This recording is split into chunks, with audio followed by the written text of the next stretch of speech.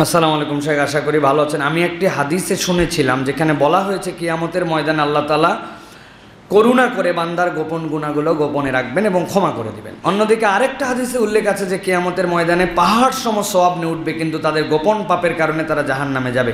এছাড়া মুনাফিকের একটি গুণ হলো তারা ভিতরে ভিন্ন আর মানুষের সামনে ভিন্ন রূপ ধারণ করে। এখানে প্রশ্ন হলো, আমাদের কি উচিত আমাদের গোপন গুনাহগুলো রাখা নাকি মানুষের সামনে প্রকাশ করা?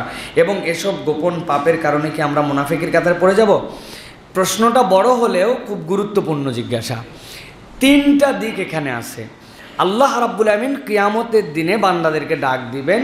ডাক দেওয়ার পরে রব্বুল আলামিন বান্দাকে বলবেন, তুমি কি পাপ করেছিলে? করেছিলাম। আল্লাহ বলবেন যে আমি হচ্ছে সাত্তারুল উয়ুব, আমি গুনাহগুলাকে দুনিয়ায় গোপন রেখেছিলাম, আজকে তোমার গুনাহ গোপন রেখে তোমাকে মাফ করে দিলাম। এবং হাদিসের মধ্যে আসছে আল্লাহ রাব্বুল আলামিন একটা কাপড় ধরবেন যার মধ্যে বান্দা চলে আসবে, কেউ তাকে দেখতেও পাবে না। রব তাকে এমনভাবে দিয়ে কোন গুনাহ সেইটা, কোন গুনাহ আল্লাহ ক্ষমা করবেন? এখানে মুফাসসিরিনে কেরামের দুইটা ব্যাখ্যা। কবিরা গুনাহ সে করে নাই, আর হক্কুল ইবাদের সাথে জড়িত নয়। কেউ জানে না আপনি বোনের সম্পদ মাইরে খাইছেন, ফুপুরটা দেননি, আল্লাহ বলবে আয় গোপনে মাপ। এটা না, এটা হক্কুল্লাহ। নামাজ পড়, রোজা রাখ, হজ কর, মিথ্যা বলিস না, বলে ফেলছে। এটা আল্লাহর সাথে সম্পৃক্ত, বান্দার কোনো এর সাথে সম্পর্ক নাই। আর কাবায়ের যেগুলা কবিরা গুনাহ, এইগুলা করে নাই। আল্লাহ তো আদেল, তিনি ন্যায় বিচারক। আল্লাহ বুঝবেন যে কোনটার সাথে অন্যের কোনো ক্ষতি নেই, এটা আমার হক, আমি চাইলে নিতে পারি, আমি মাফ করে দিতে পারি।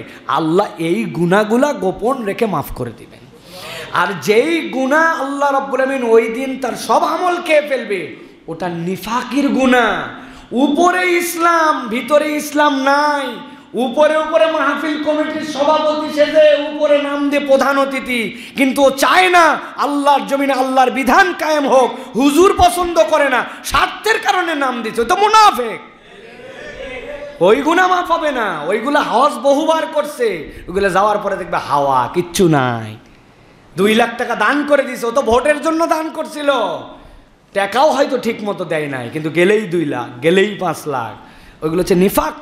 ওই নিফাকের গুনাহ ভিন্ন জিনিস, তার জায়গা সবচেয়ে নিচে। সুতরাং ওইটার সাথে এইটা গুলায় ফেলা যাবে না। দুইটা মিলায় 3 নম্বর প্রসঙ্গ, যে আমার গোপন গুনাহকে আমি প্রকাশ করে দিব কিনা। না, নবী করিম সাল্লাল্লাহু আলাইহি ওয়াসাল্লাম নিষেধ করেছেন। নবী করিম সাল্লাল্লাহু আলাইহি ওয়াসাল্লাম থেকে স্পষ্ট বর্ণনা আসছে, নবীজি বলছেন, আহারে তুমি যদি এটা না বলতে কতই না ভালো হতো, তুমি এটা বলতে গেলে কেন? আল্লাহর সাথে সম্পর্কিত গুনাহ যেটা হয়ে যাবে, গল্প করা যাবে না গুনাহ। এটা কোনো তাকওয়ার লক্ষণ নয়, বরং ওইটা যদি বান্দার হক হয় তারটা আদায় করে দিবেন। আর নিজের গুনাহ নিজে বলা যাবে না, এটা নেফাক নয়। নিজের গুনাহ বলা না বলা নেফাক নয়। নিফাক হচ্ছে দুইটা মুখ, নাফাকুন মানে হচ্ছে টানেল, একই পথের দুইটা মুখ, একই অন্তরের দুইটা রূপ, এটা হচ্ছে নিফাক। ভিতরে ইসলাম পছন্দ করেন, আল্লাহ রসুল মানে না, উপরে সাথে তালগোল দিয়ে চলতে হয়, এটা নিফাকি। সুতরাং গুনার এই নিফাকিটা ওটার সাথে মিলবে না। সুতরাং স্পষ্ট করে বলে দেই আবার যে আমরা আমাদের গুনাহ প্রকাশ করব না। আর বান্দার হকের গুনাহ আল্লাহ গোপনেও মাফ করবেন না। আল্লাহর সাথে বান্দা যে ভুল করবে, কবিরার তওবা যদি হয়ে যায়, এরপরে আল্লাহর সাথে টোটাফাটা ভুল রব্বুল আমিন এইগুলা মাফ করে দিবেন। সর্বশেষ কথা, আল্লাহর খাজানায় আছে তিনি কাকে মাফ করবেন না করবেন। শিরিক যদি না থাকে, নেফাক যদি না থাকে, আল্লাহ যদি আরেকজনকে, আমার হক নষ্ট হয়েছে কথার কথা, আল্লাহ যদি বুঝ করে তার সাথে হিসাব করে দিয়ে 2 বান্দাকে মাফ করেন, এখানে তো কারো কিছু বলার নাই, এখানে করার কিছু নাই। কিন্তু কখনো শিরিক করা যাবে না, আর নিফাকি রাখা যাবে না, কারণ এর বিধান আল্লাহ নিজে লিখে দিয়েছেন। আল্লাহ আমাদেরকে বোঝার তৌফিক দান করেন।